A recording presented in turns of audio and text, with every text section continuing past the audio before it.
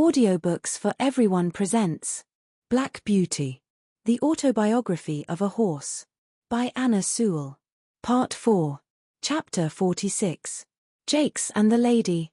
I was sold to a corn dealer and baker, whom Jerry knew, and with him he thought I should have good food and fair work. In the first he was quite right, and if my master had always been on the premises I do not think I should have been overloaded, but there was a foreman who was always hurrying and driving everyone, and frequently when I had quite a full load he would order something else to be taken on. My carter, whose name was Jakes, often said it was more than I ought to take, but the other always overruled him. 'Twas no use going twice when once would do, and he chose to get business forward.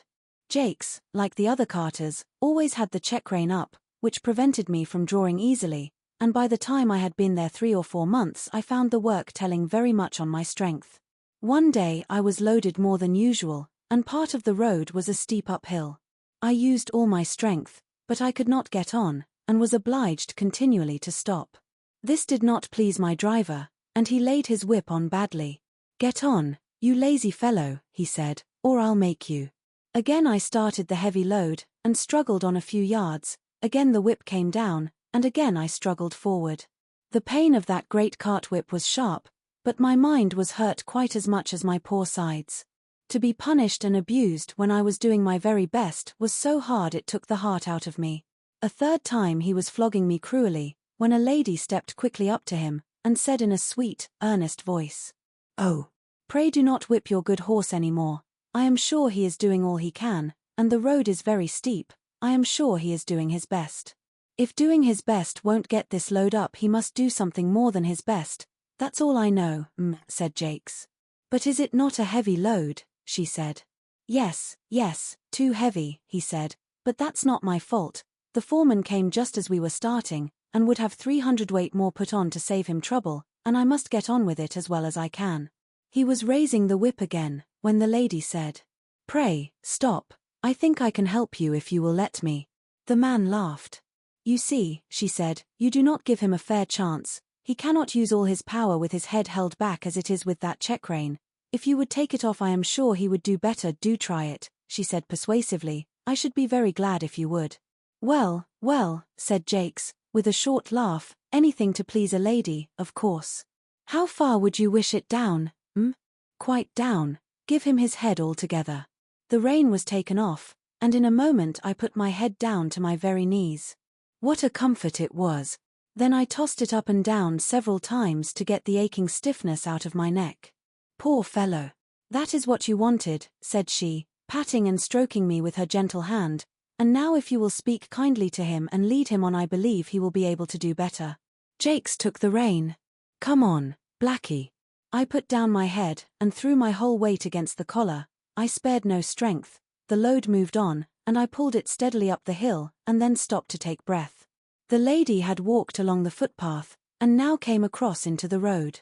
She stroked and patted my neck, as I had not been patted for many a long day. "You see he was quite willing when you gave him the chance. I am sure he is a fine-tempered creature, and I dare say has known better days. You won't put that rein on again, will you? For he was just going to hitch it up on the old plan." "Well, I can't deny that having his head has helped him up the hill, and I'll remember it another time, and thank you, but if he went without a check rein I should be the laughing-stock of all the carters. It is the fashion, you see." "Is it not better," she said, "to lead a good fashion than to follow a bad one?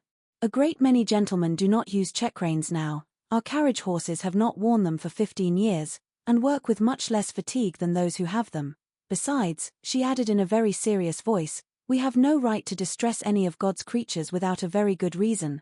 We call them dumb animals, and so they are, for they cannot tell us how they feel, but they do not suffer less because they have no words. But I must not detain you now. I thank you for trying my plan with your good horse, and I am sure you will find it far better than the whip.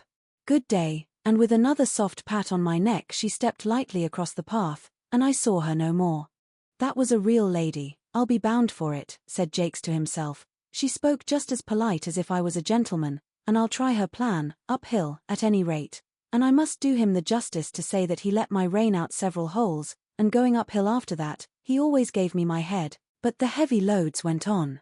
Good feed and fair rest will keep up one's strength under full work, But no horse can stand against overloading, and I was getting so thoroughly pulled down from this cause that a younger horse was bought in my place. I may as well mention here what I suffered at this time from another cause. I had heard horses speak of it, but had never myself had experience of the evil. This was a badly-lighted stable. There was only one very small window at the end, and the consequence was that the stalls were almost dark. Besides the depressing effect this had on my spirits, it very much weakened my sight, and when I was suddenly brought out of the darkness into the glare of daylight it was very painful to my eyes. Several times I stumbled over the threshold, and could scarcely see where I was going. I believe, had I stayed there very long, I should have become purblind, and that would have been a great misfortune, for I have heard men say that a stone-blind horse was safer to drive than one which had imperfect sight, as it generally makes them very timid. However, I escaped without any permanent injury to my sight, and was sold to a large cab owner. Chapter 47. Hard Times. My new master I shall never forget. He had black eyes and a hooked nose, his mouth was as full of teeth as a bulldog's, and his voice was as harsh as the grinding of cart wheels over gravelled stones. His name was Nicholas Skinner, and I believe he was the man that poor seedy Sam drove for. I have heard men say that seeing is believing, but I should say that feeling is believing, for much as I had seen before, I never knew till now the utter misery of a cab-horse life. Skinner had a low set of cabs and a low set of drivers. He was hard on the men, and the men were hard on the horses. In this place we had no Sunday rest, and it was in the heat of summer. Sometimes on a Sunday morning a party of fast men would hire the cab for the day, 4 of them inside and another with the driver, and I had to take them 10 or 15 miles out into the country, and back again. Never would any of them get down to walk up a hill, let it be ever so steep, or the day ever so hot, unless, indeed, when the driver was afraid I should not manage it, and sometimes I was so fevered and worn that I could hardly touch my food. How I used to long for the nice bran mash with niter in it that Jerry used to give us on Saturday nights in hot weather, that used to cool us down and make us so comfortable. Then we had 2 nights and a whole day for unbroken rest, and on Monday morning we were as fresh as young horses again, but here there was no rest, and my driver was just as hard as his master. He had a cruel whip with something so sharp at the end that it sometimes drew blood, and he would even whip me under the belly, and flip the lash out at my head. Indignities like these took the heart out of me terribly, but still I did my best and never hung back, for, as poor Ginger said, it was no use, men are the strongest. My life was now so utterly wretched that I wished I might, like Ginger, drop down dead at my work and be out of my misery, and one day my wish very nearly came to pass. I went on the stand at 8 in the morning, and had done a good share of work, when we had to take a fare to the railway. A long train was just expected in, so my driver pulled up at the back of some of the outside cabs to take the chance of a return fare. It was a very heavy train, and as all the cabs were soon engaged ours was called for. There was a party of 4, a noisy, blustering man with a lady, a little boy and a young girl, and a great deal of luggage. The lady and the boy got into the cab, and while the man ordered about the luggage the young girl came and looked at me. "Papa," she said, "I am sure this poor horse cannot take us and all our luggage so far, he is so very weak and worn up. Do look at him." "Oh, he's all right, miss," said my driver, "he's strong enough." The porter, who was pulling about some heavy boxes, suggested to the gentleman, as there was so much luggage, whether he would not take a second cab. "Can your horse do it, or can't he?" said the blustering man. "Oh, he can do it all right, sir. Send up the boxes, porter." He could take more than that, and he helped to haul up a box so heavy that I could feel the springs go down. "Papa, papa, do take a second cab," said the young girl in a beseeching tone. "I am sure we are wrong. I am sure it is very cruel."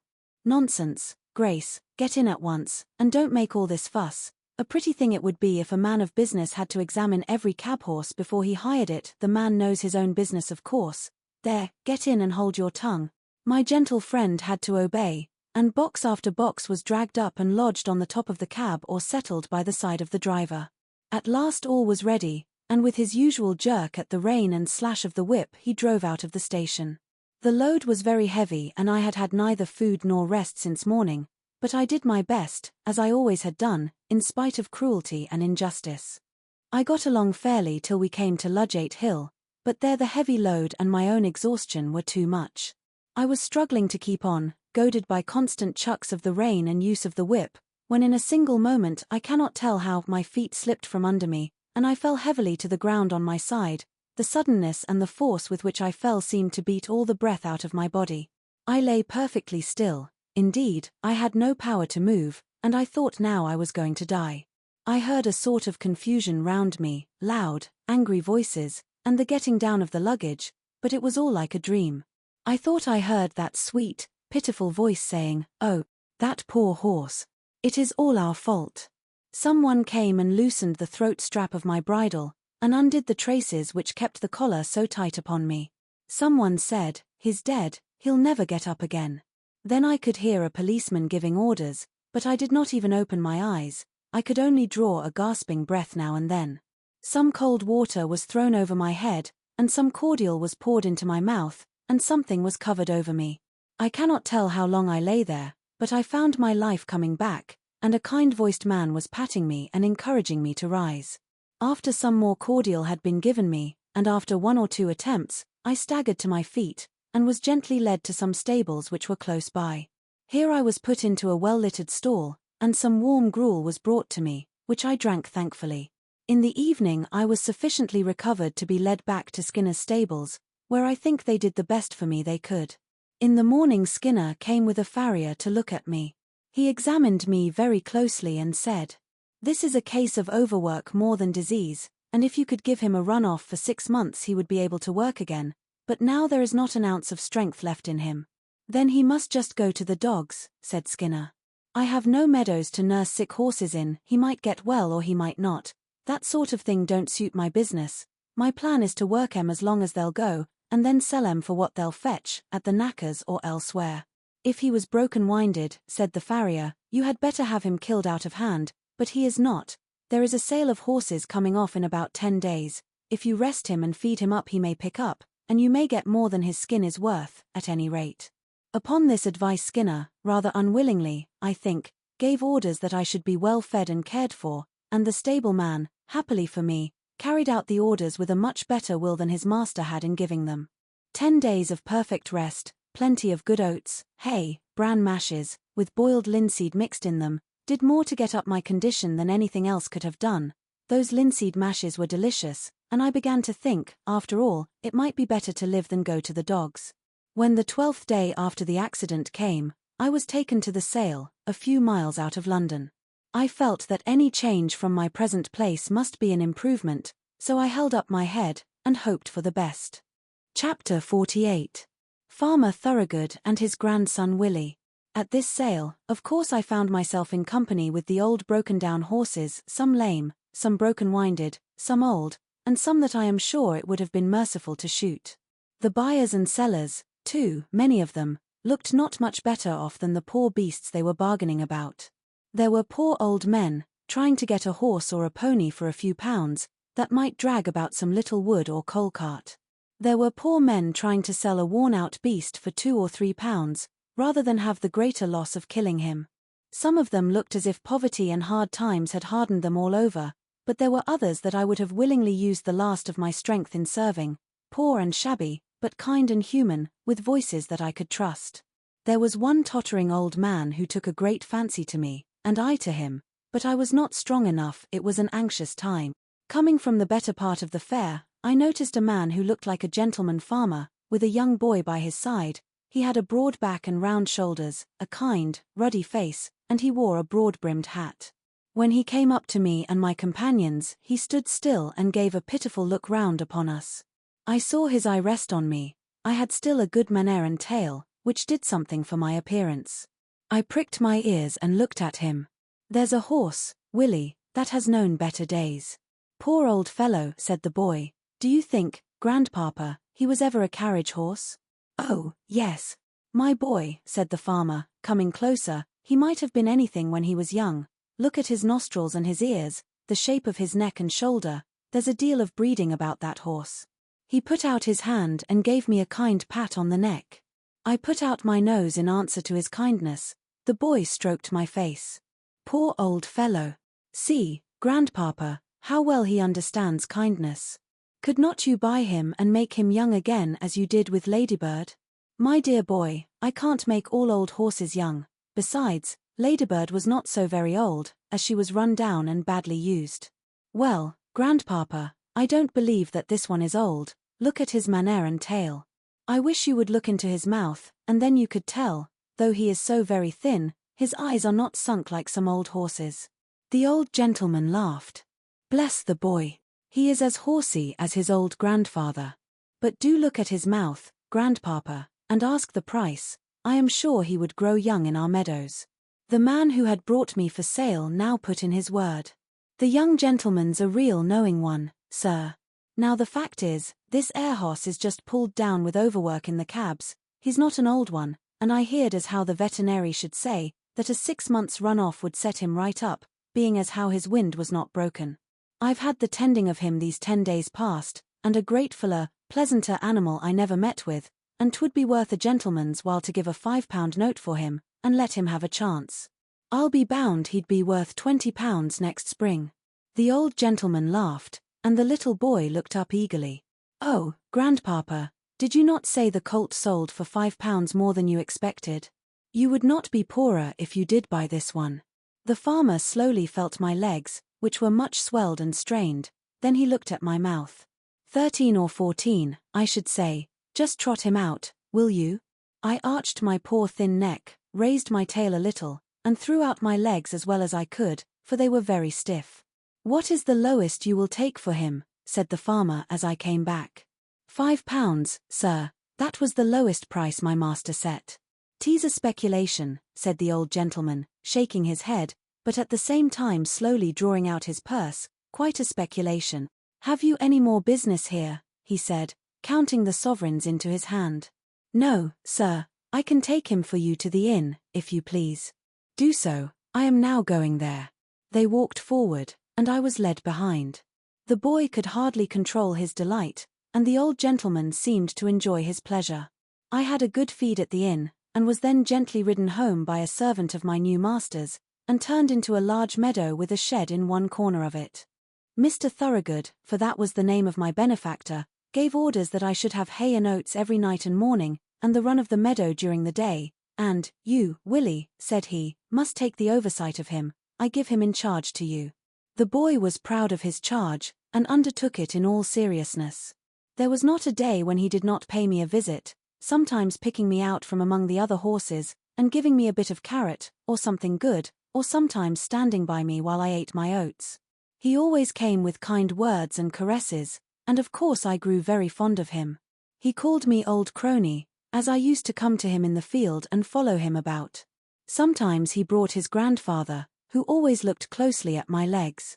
This is our point, Willie, he would say, but he is improving so steadily that I think we shall see a change for the better in the spring. The perfect rest, the good food, the soft turf, and gentle exercise, soon began to tell on my condition and my spirits.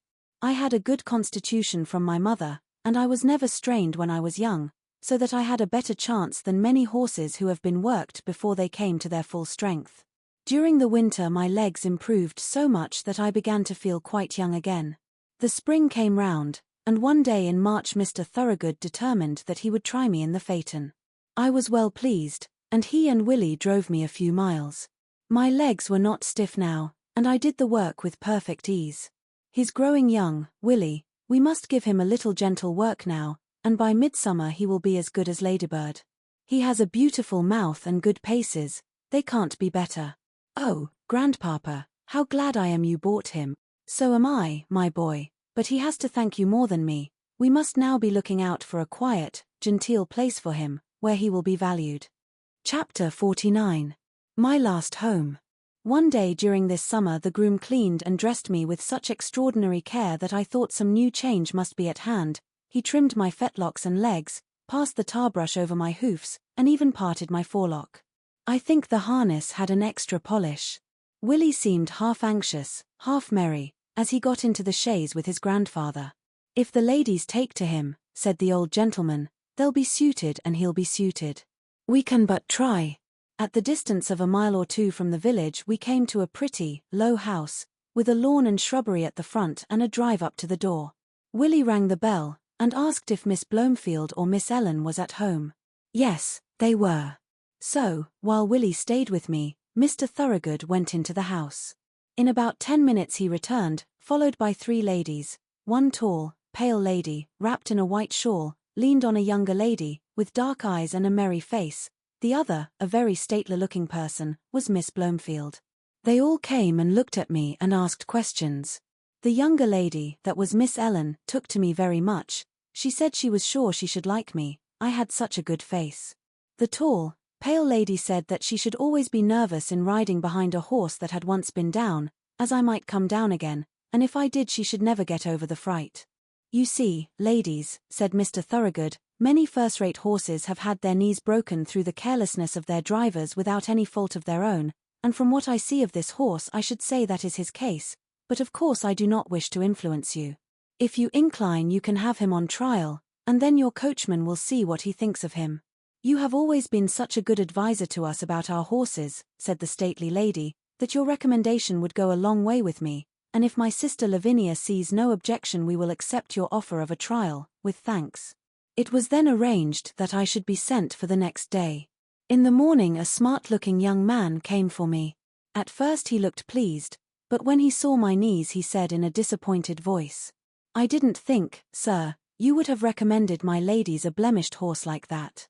Handsome is that handsome does, said my master. You are only taking him on trial, and I am sure you will do fairly by him, young man.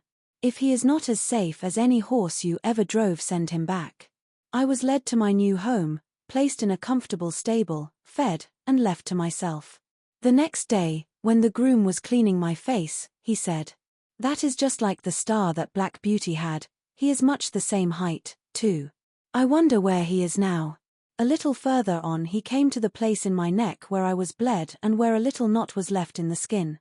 He almost started, and began to look me over carefully, talking to himself. White star in the forehead, one white foot on the offside, this little knot just in that place, then looking at the middle of my back and, as I am alive, there is that little patch of white hair that John used to call Beauty's threepenny bit. It must be Black Beauty. Why, Beauty, Beauty.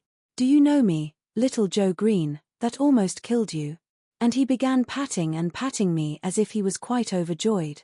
I could not say that I remembered him, for now he was a fine-grown young fellow, with black whiskers and a man's voice, but I was sure he knew me, and that he was Joe Green, and I was very glad. I put my nose up to him, and tried to say that we were friends. I never saw a man so pleased. Give you a fair trial? I should think so indeed. I wonder who the rascal was that broke your knees, my old Beauty. You must have been badly served out somewhere. Well, it won't be my fault if you haven't good times of it now. I wish John Manley was here to see you. In the afternoon I was put into a low park chair and brought to the door. Miss Ellen was going to try me, and Green went with her. I soon found that she was a good driver, and she seemed pleased with my paces. I heard Joe telling her about me, and that he was sure I was Squire Gordon's old Black Beauty. When we returned the other sisters came out to hear how I had behaved myself.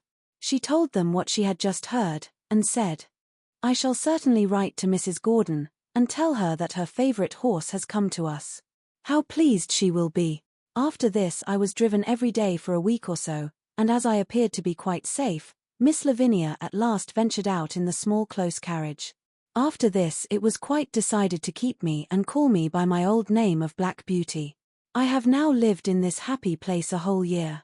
Joe is the best and kindest of grooms. My work is easy and pleasant, and I feel my strength and spirits all coming back again. Mr. Thorogood said to Joe the other day, in your place he will last till he is 20 years old, perhaps more. Willie always speaks to me when he can, and treats me as his special friend. My ladies have promised that I shall never be sold, and so I have nothing to fear, and here my story ends. My troubles are all over, and I am at home, and often before I am quite awake, I fancy I am still in the orchard at Birtwick, standing with my old friends under the apple trees. The end.